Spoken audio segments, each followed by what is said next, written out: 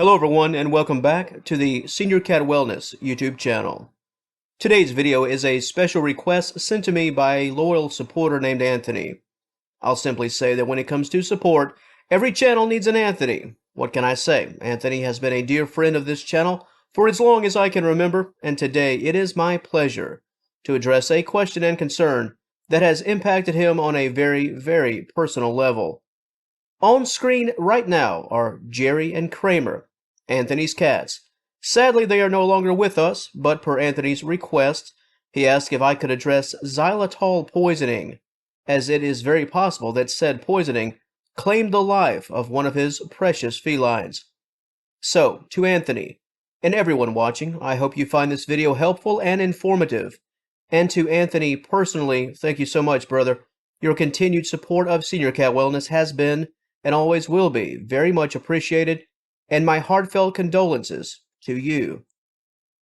Before we get deep in the weeds with this subject question, let's talk about xylitol, what it is and why it is so dangerous. In short, xylitol is a natural sweetener that is often used as a sugar substitute. One of the selling points is that while sweet, xylitol does not promote tooth decay.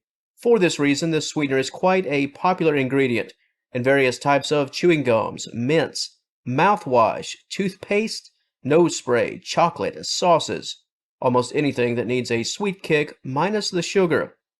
Xylitol can also be found in baby wipes, diapers, sunscreen, and lip balm. So, as you can see, it's not always added strictly for taste purposes.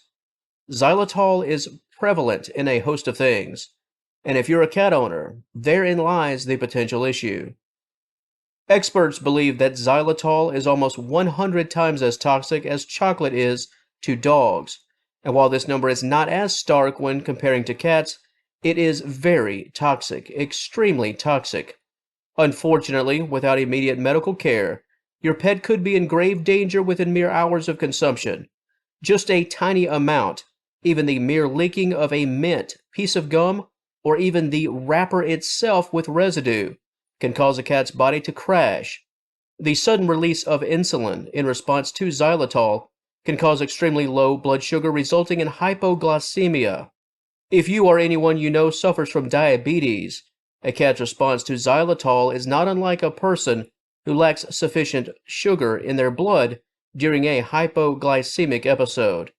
Notable signs of xylitol poisoning can include overall body weakness, lethargy, vomiting, seizures, staggered gait, difficulty breathing, and coma. With respect to treatment, immediate is the word of the day. It's essentially a race against the clock. IV fluids and blood work are both critical, one to stabilize the body and the other to get an assessment of your pet's overall health. It's very important to note that pre-existing conditions can play a massive role in the final outcome, especially if your cat already has a weak immune system and organs that are compromised in any capacity. Restoring blood sugar levels to proper standards and preventing organ damage, those are the two primary care objectives when treating xylitol poisoning. Now, as we transition to overall safety and how to prevent xylitol poisoning from happening to your cats, I return to Anthony. In his ownership case, his cat was essentially fine 1 hour, and then within 3 or 4 hours later, the animal was in a dire state. The vet asked Anthony if his cat had ingested any type of gum or mints. This obviously threw up a major red flag and proved to be a clear display, that is, as to what they were thinking: xylitol poisoning. As it relates to safety, this can be a tricky one, a very tricky topic, because while we all know not to leave gum, mints, and candy and the like just sitting on a table in plain sight, there are other products that contain xylitol that we're not always aware of. Earlier on, I noted baby wipes. What if you casually tossed one in the trash, most notably in one of those small waste baskets? The very last thing on your mind is, in that moment, thinking about xylitol. It is my personal advice to treat everything, every single item that you discard, as a potential threat to your pet, because you can't always be certain when dealing item to item. Just broad brush the whole thing to be on the safe side. If it's in the trash, it's dangerous. Just tell that to yourself. That is one of the best ways to safeguard your home. And as for the gum and the mints, store them in an area where your cat will never be able to come in direct contact with the product or the wrappers. And better yet, going forward, check for xylitol on the label. All labels, any labels. As I'm doing this video, I paused my work to check out the back of some hand wipes.